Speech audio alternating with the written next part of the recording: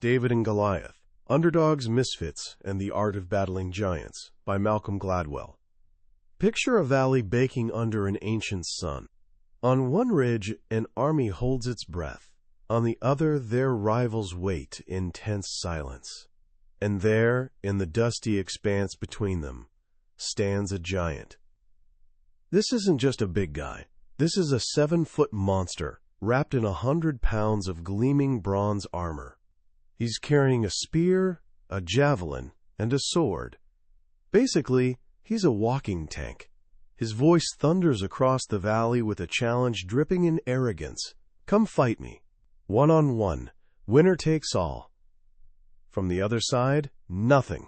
The soldiers stare at this mountain of a man and see their own graves. The battle feels over before anyone's thrown a punch. Then something absolutely wild happens. A kid steps forward. Not even a soldier, just a shepherd boy who showed up to bring his brother's lunch. No armor, no sword. King Saul tries to lend him the royal gear, but the boy's like, "Nah, too heavy. Can't move in that thing." Instead, he walks down to a stream, grabs 5 smooth stones, drops them in his pouch, and heads toward the giant with nothing but a wooden staff and a simple sling. The giant, Goliath, actually laughs at him. "Am I a dog that you come at me with sticks?" You know this story, or at least you think you do. The ultimate underdog tale. Little guy beats big guy against impossible odds. A story about hope and miracles. But what if everything we've believed about this famous showdown is completely wrong? What if David was never the underdog? What if his so-called weakness was actually his secret weapon? And what if Goliath's terrifying size and strength were exactly what sealed his doom? Today we're diving into a book that's going to flip your assumptions about power, advantage, and disadvantage completely on their head. It's David and Goliath by the masterful storyteller Malcolm Gladwell. This isn't just a book. It's a whole new way of seeing the world. It's sold millions of copies and been translated into dozens of languages because it touches something fundamental in all of us. Where does real strength actually come from? Gladwell is a genius at spotting hidden patterns in human history, at connecting dots that seem random until he shows you they're part of something bigger. He spent years as a journalist, and you can feel that curiosity radiating from every page. He doesn't just tell you what happened. He makes you lean forward and wonder why. And on this journey, he's going to reveal a secret that underdogs, misfits, and giant slayers have known for centuries. By the time we're done here, you'll look at your own challenges, your own weaknesses, your own personal giants, in a completely different light. You might discover that the very things you thought were holding you back are actually the keys to your greatest wins. So let's head back to that sun-baked valley and find out what really went down between David and Goliath. The story we've heard for thousands of years is about impossible victory. A boy with a rock and faith defeats an unstoppable warrior. It's hope personified, right? But Malcolm Gladwell invites us to look closer, to dust off the legend, and see what actually happened that day. In ancient warfare, armies had 3 types of fighters. First, cavalry, horses and chariots, basically the tanks of their era. Second, heavy infantry, soldiers like Goliath, loaded down with armor and weapons for close combat. Third, projectile warriors, archers, and, crucially, slingers. Here's the thing. A slinger wasn't some kid with a toy. In skilled hands, a sling was a devastatingly lethal weapon. An expert slinger could whip a rock or lead pellet at over 100 miles per hour and nail a target with laser precision from 200 yards away. The stopping power? About the same as a modern handgun. Ancient military writers noted that slingers could punch through armor and shatter shields. Goliath was heavy infantry. He was geared up for a sword fight. When he bellowed, "Come to me," he expected hand-to-hand combat. He never imagined the fight happening any other way. But David had zero intention of playing Goliath's game. As a shepherd, he'd spent his life protecting sheep from lions and bears, not by wrestling them, but by taking them down from a distance with his sling. He was a projectile warrior. And in the ancient world, there was this unspoken rule of combat, kind of like rock, paper, scissors. Heavy infantry beats cavalry. Cavalry catches projectile warriors. And projectile warriors, they absolutely destroy heavy infantry. A big, slow, armor-laden soldier is basically target practice for someone launching projectiles from way out of range. When David ran toward Goliath, he wasn't being brave. He was being tactical. He was getting to his optimal range. And when he started whirling that sling, anyone watching who understood warfare would have known it was already over. Goliath had about as much chance, one historian writes, as a Bronze Age swordsman facing someone with a pistol. But Gladwell goes even deeper. Look at Goliath himself. Something's off. Why does he need an attendant walking in front of him carrying his shield? Why is he moving so slowly? Why doesn't he react to David's unconventional approach until it's too late? And why, when he sees David with one staff, does he shout about sticks, plural? Medical experts now believe Goliath likely had acromegaly, a tumor on the pituitary gland that causes gigantism, a common side effect? Severely impaired vision, often double vision. Suddenly, everything clicks. Goliath moved slowly and needed a guide because he could barely see. The world was a blur. He didn't react to David because he couldn't make out what the kid was carrying. He saw two sticks because his vision was doubled. The very thing that made Goliath a giant was also his greatest weakness. The Israelites saw an intimidating monster. What they didn't see was a sick, half-blind man about to be struck down by a projectile he never saw coming. This is Gladwell's first huge lesson. Giants aren't what we think they are. The qualities that seem to give them strength often contain the seeds of their downfall. And being an underdog, a misfit, can crack open doors and create opportunities that seem unthinkable.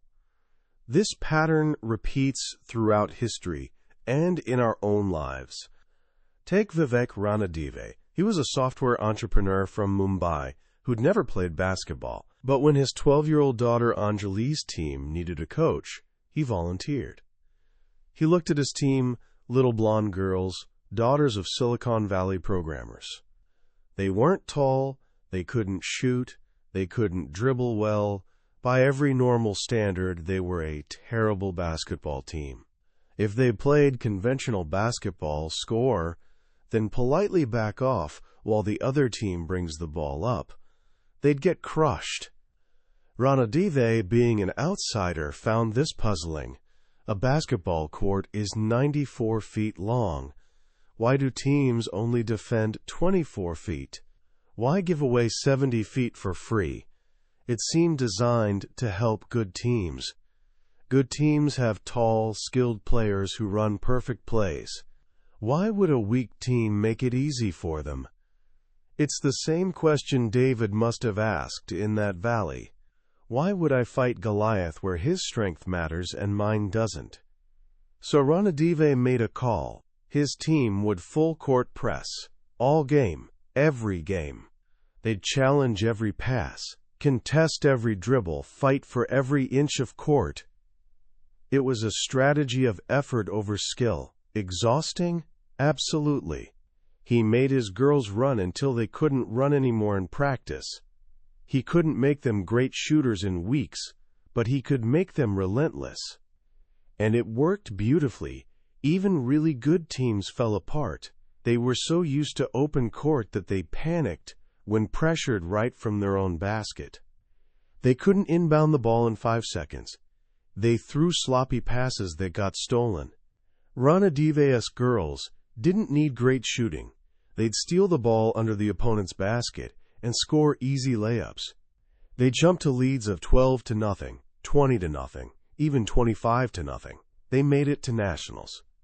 Like David, they refused to play the Giants' game. They changed the rules. They understood that being an underdog gives you unique freedom, the freedom to be unconventional, to try things nobody else would dare. Their weakness forced them to innovate. But what happens when we do the opposite? What happens when, as underdogs, we desperately try to break into the Giants' world? What happens when we choose to be a little fish in a big pond? Enter Caroline Sachs. She was valedictorian of her high school, straight A's, perfect AP scores. She loved science. Her childhood hero was a barrier-breaking female ichthyologist and world-renowned diver. Caroline dreamed of following that path. College time came, and she applied to Brown University, Ivy League prestige, and got in. She was thrilled. She was headed to the big pond. Sure, she wouldn't be the smartest anymore, but she was ready. Then she took intro chemistry and organic chemistry, and her confidence crumbled. For the first time ever, she got a B. Students around her just seemed to get it in ways she couldn't. They were competitive, secretive, with study tips. The professor would ask questions, and hands shot up everywhere while she sat in silence, feeling, quote, overwhelming inadequacy. She worked harder than ever, up until 3 a.m, but it didn't seem to matter. The joy she'd felt for science turned to anxiety and self-doubt. By sophomore year, she made a heartbreaking choice. She dropped out of science. What happened? She wasn't unintelligent. If you ranked all students worldwide taking organic chemistry, she'd be in the 99th percentile. But Caroline wasn't comparing herself to the world. She was comparing herself to her Brown classmates. She was experiencing, quote, quote, quote, quote, relative deprivation. Our sense of how we're doing isn't based on some global standard. It's based on who's sitting next to us. Gladwell calls this the big fish little pond effect. The more elite the institution, the worse students feel about their abilities. A student who'd be a star at a good state school can feel like a failure at a hyper-competitive Ivy. And that feeling matters. It shapes confidence, motivation, willingness to persist. Think about this. Students in the bottom third of Harvard science classes have higher test scores than students in the top third of good but less selective colleges. Yet those Harvard bottom third students drop out of science at the exact same rate as bottom third students at less selective schools. It's not about absolute intelligence. It's about how smart you feel compared to your peers. When asked what would have happened if she'd gone to her backup school, University of Maryland, great, but not Brown, Caroline answered instantly, I'd still be in science. This is powerful and counterintuitive. We're taught to aim for the best, the most prestigious institution possible. But Gladwell forces a different question. Is the most prestigious place always in our best interest? The 19th century Impressionist painters faced this choice. Their big pond was the Salon, the official government-sponsored art exhibition in Paris, the only path to success. But the Salon was run by conservative judges who hated their revolutionary new style. Their work got rejected or stuck in what they called the rubbish dump. So Monet, Renoir, and Pissarro made a radical choice. They'd be big fish in a little pond. They staged their own exhibition in a small rented room. Critics mocked them, But they were free. They could paint what they wanted, how they wanted, and support each other. In that little pond, they launched a revolution in art. Had they kept beating their heads against the salon's wall, we might never have heard of them. Caroline chose the salon and paid a steep price. Her desire for maximum prestige took her away from what she loved. This leads to another of Gladwell's central ideas, the, quote, inverted U-curve. Simple but profound. It explains why advantages often flip into disadvantages. The concept, more isn't always better. Past a certain point, more becomes worse. Consider wealth and parenting. It's incredibly hard to parent well with too little money. The stress is crushing. As income rises, parenting gets easier, up to a point. Research suggests that point is around $75,000 a year in family income. After that, more money doesn't make you happier or a better parent. But as wealth climbs to extreme levels, parenting actually gets harder again. How do you teach kids about money and work when they never have to worry about either? It's not a straight line. It's an inverted U. Goes up, flattens, comes back down. Gladwell argues this pattern is everywhere. Take class size. We assume smaller is always better. And yes, 18 is better than 35. But is 12 better than 18? Evidence says not really. Is 8 better than 12? Might actually be worse. Too small lacks energy, lacks diversity of opinion for good discussion. The curve goes up, flattens, comes down. We have rigid definitions of advantage. We think more money, resources, prestige are always good. The inverted U-curve shows that power has limits. So if advantages can be disadvantages, what about the flip side? Can real, genuine disadvantages become powerful advantages? This is the most hopeful idea in the book, Desirable Difficulties.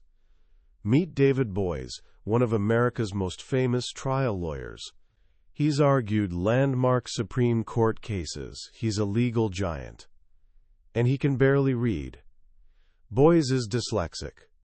Didn't learn to read until 3rd grade, and even now, reading is slow and laborious. For someone in a profession built entirely on written words, briefs, cases, opinions, this should have ended his career before it started. But it didn't. Because he couldn't learn by reading, Boies was forced to learn by listening. From childhood, when his mom read to him, and he'd memorize stories word for word, he trained his memory and ears. In law school, while others frantically scribbled notes with divided attention, Boies just sat and listened. He absorbed everything. He developed a superpower. In the courtroom, he catches the slightest hesitation in a witness's voice. He recalls single contradictory phrases from depositions given weeks earlier. He's forced to simplify complex arguments to their essence, making him incredibly persuasive to judges and juries. His difficulty was desirable. It forced him to develop alternative, ultimately more powerful skills. This is compensation learning. Learning born from necessity is always stronger than learning that comes easy. Same pattern with Gary Cohn, former president of Goldman Sachs. Also dyslexic, school was the ugly years, felt like an idiot, constantly in trouble. His mom's greatest hope was that he'd just graduate high school. After college, he was selling aluminum siding. One day, on impulse, he went to Wall Street, determined to become a stock trader. He saw a well-dressed guy rushing for a cab to the airport and jumped in. "Can we share?" The guy ran options trading for a major firm, asked Cohn if he knew anything about options. Cohn, who knew absolutely nothing, "Of course, I know everything." He lied through the whole ride. The guy gave him his number. By the following week, Cohn had a job. He spent the weekend desperately reading the Options Trading Bible, a book that took him hours and hours, word by painful word. Why risk it? Why be so brazen? As Cohn explains, dyslexia made him feel like a failure his whole life. He was so used to the downside it didn't faze him anymore. He had nothing to lose. His disadvantage made him disagreeable, not unpleasant, but unafraid to challenge conventions, take social risks, break rules. This is a secret weapon of many successful entrepreneurs. A surprising number are dyslexic. They're open to new ideas, conscientious, hardworking, but crucially, disagreeable. They don't care what others think. To change the world, you can't fear ruffling feathers. An upbringing that puts you outside, makes you a misfit, can be perfect training for innovation. You learn the freedom of having nothing to lose. This idea of freedom is captured in the trickster figure. In African American folklore, the trickster hero is Brer Rabbit, small, seemingly weak, constantly outwitting bigger, stronger animals like Brer Fox. Brer Rabbit wins with wits, understanding his opponent's psychology and using it against them. Most famous story, the Tar Baby. Brer Fox traps Rabbit, who gets stuck to a tar doll. As Fox gloats about finishing him off, Rabbit pleads, "Whatever you do, please don't throw me in that briar patch." So Fox does exactly that, only to discover the briar patch is where Rabbit was born and raised. It's home. He escapes easily, leaving Fox defeated. For generations of oppressed people, the trickster was more than a story. He was a survival manual. He taught that the weak could win if they were clever, cunning, willing to break rules. This brings us to Birmingham, Alabama, 1963. Martin Luther King Jr. and the Civil Rights Movement were at their lowest point. They'd just come from a failed campaign. Now they faced Bull Connor, Birmingham's notoriously racist and brutal public safety commissioner in the most segregated city in America. King's forces were small, underfunded, terrified, the ultimate underdog. King's chief strategist was Wyatt Walker. Walker understood they couldn't beat Bull Connor conventionally. Couldn't outvote him, outspend him, outmuscle him. They had to be Brer Rabbit. They had to trick Bull Connor into throwing them into the briar patch. Walker's plan, Project C, for confrontation. A series of marches and protests designed to do one thing: provoke Bull Connor into revealing his true ugly nature to the world's television cameras. But at first it wasn't working. Not enough marchers, press getting bored. Then Walker, the trickster, had an idea. He realized white reporters couldn't tell the difference between actual protesters and the hundreds of black spectators watching. "All they know is Negroes," he said. So he started marches late in the day, when sidewalks were crowded with people coming home from work. Next day, newspapers would report 1,000 marchers when really it was 50. Bull Connor was fooled, saw these phantom crowds and panicked, thought he was losing control. Then Walker played his final card. He sent children to march. First hundreds, then thousands, pouring from the 16th Street Baptist Church, singing freedom songs. Connor's jails were full. He was trapped. He did exactly what Walker prayed he would. Unleashed police dogs and high-pressure fire hoses on children. A photographer captured the image that shocked the world. A young black boy, calm and steady, as a police dog lunges at his stomach. That picture ran on every major newspaper's front page. It forced a horrified nation to confront segregation's brutality. A year later, the Civil Rights Act passed. The movement won its greatest victory not by being stronger, but by being smarter. They used their powerlessness as freedom. They were disagreeable. They had nothing to lose. The stories of desirable difficulty, of the trickster, of giants' limits all come together in the book's final powerful section, where Gladwell examines the nature of power itself. He argues that, like wealth or class size, power follows an inverted U-curve. A little power is good, but too much power, if not seen as legitimate, will backfire. He takes us to the Troubles in Northern Ireland. Late 1960s, the British Army, a total Goliath, came to Belfast to keep peace between warring Catholics and Protestants. General Ian Freeland believed in simple philosophy: get tough, apply enough force, rioters back down. Fatal mistake. He failed to understand that power requires legitimacy. The people you're controlling must believe you're fair, predictable, that they have a voice. The Catholic minority saw the British Army siding with Protestant oppressors. Soldiers were heavy-handed, brutal house searches. They gassed a priest. In trying to impose order, they destroyed their own legitimacy. What happens when power lacks legitimacy? It doesn't create obedience, it creates defiance. The more the British cracked down, the worse the violence got. A conflict that should have lasted months dragged on for 30 years. This brings us to two of the book's most poignant stories, two fathers whose daughters were murdered. First, Mike Reynolds. In 1992, his 18-year-old daughter Kimber was shot and killed during a purse snatching in Fresno, California.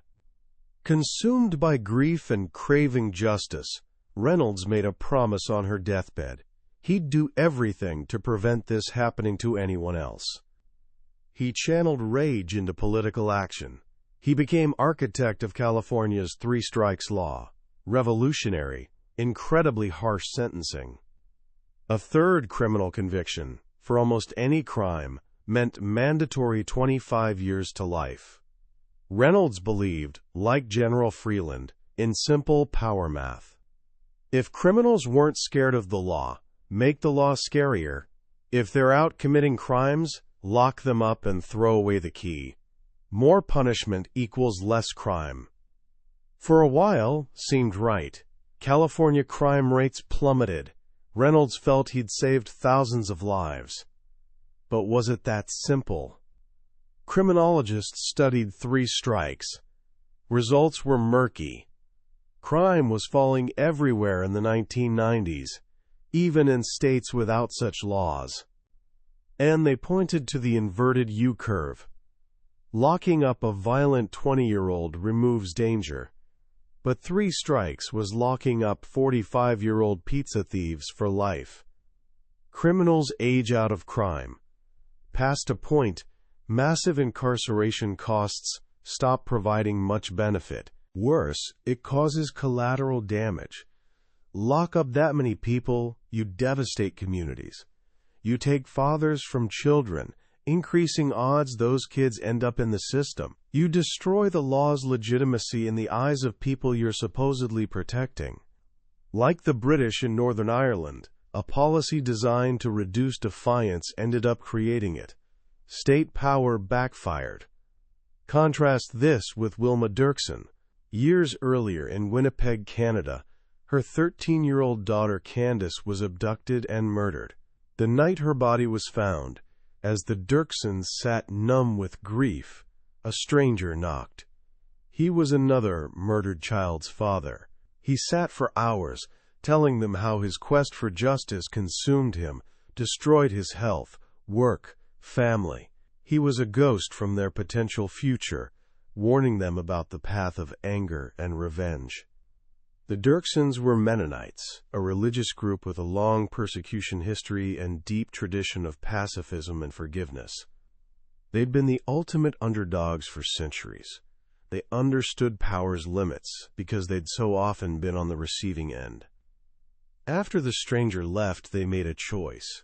They chose a different path. At a press conference the next day, instead of calling for vengeance, they spoke of love and forgiveness. "We've all done something dreadful in our lives," Wilma said, "or felt the urge to. It was agonizing, especially years later when Candace's killer was finally caught. Wilma had to confront the face of the man who tortured her daughter. But she held to her belief that revenge was a trap. Forgiveness, she realized, wasn't for the killer. It was for her. The only way to save herself, her husband, her other children, from being consumed by the same hatred that took Candace. Mike Reynolds, in Grief, reached for the giant's power. He created a system both ineffective and unjust. Wilma Dirksen, in Grief, chose the underdog's path. She walked away from power's promise and found a way to heal. The world is upside down. The powerful aren't as strong as they seem, and the weak aren't as helpless as they appear. What a ride! When you close the final page of David and Goliath, you feel like you've been given new eyes. The world looks different. Brighter somehow. More hopeful. The most powerful lesson for me is the radical reframing of our struggles. We live in a culture obsessed with eliminating difficulty. We want our kids at the best schools, with every advantage, never facing the hardships we might have faced. We see disadvantages, dyslexia, poverty, losing a parent, as tragedies, things to pity and overcome. Gladwell doesn't deny the pain. He's not romanticizing suffering, but he's asking us to see the full picture. The struggle itself, the act of overcoming, can forge our greatest strengths. David Boies is a great lawyer not despite his dyslexia, but because of it. Parents in the book who lost their own parents as children achieved extraordinary things, not because they weren't hurt, but because that wound somehow gave them strength and perspective others lacked. This book is profound comfort and powerful challenge. It's comfort because it says our flaws, struggles, disadvantages aren't just shameful. They can be the very source of our uniqueness and power. It gives dignity to struggle. And it's a challenge because it forces us to question our ambitions. Are we chasing the big pond because it's best for us, or just because it's most prestigious? Are we so focused on conventional power tools, money, status, credentials, that we're neglecting unconventional underdog tools, creativity, courage, disagreeableness? So here are a few simple ways to bring the wisdom of David and Goliath into your life, starting today. First, reframe one of your weaknesses. Think about something you believe holds you back. Maybe you're shy. Maybe you're not a great public speaker. Maybe you struggle with procrastination. Instead of just seeing it negatively, ask the Gladwellian question: what might this disadvantage be, forcing me to do differently? What compensating skill might I be developing because of it? A shy person might become an exceptional listener and observer. Someone who fears public speaking might become a brilliant writer. The struggle itself is training. Second, next time you face a big decision, choosing a college, job, team, consciously ask yourself the big fish, little pond question. Don't just look at rankings or reputation. Ask, where will I have the best chance to matter? Where will I feel confident and engaged? Where will my voice be heard? Sometimes the best choice isn't the obvious one. It's the place that gives you space to become a big fish. Third, practice the art of legitimate power. Whether you're a team captain, future manager, or just in a disagreement with a friend, remember the three principles. Give people a voice, be predictable, be fair. When people feel respected, they're far more likely to listen and cooperate. As we saw in Northern Ireland and with 3 strikes, force without legitimacy is a recipe for disaster. Real power isn't being the loudest voice. It's earning the trust of those you hope to lead. That's the heart of David and Goliath. We've explored the main pathways of this incredible book today, but a summary is like looking at a map of a beautiful country. The real adventure begins when you step onto the path yourself. If any of these stories, the basketball team, the dyslexic lawyer, the parents who found two different roads through grief, have sparked something in you, I genuinely encourage you to grab a copy. It's a book that doesn't just give you ideas, it changes how you see the world, and more importantly, how you see yourself. You can find a link in the description below. Also, if you found this summary valuable, please hit that like button and subscribe to the channel so you don't miss our next journey into another life-changing book from the billionaire's bookshelf. Let's keep growing together.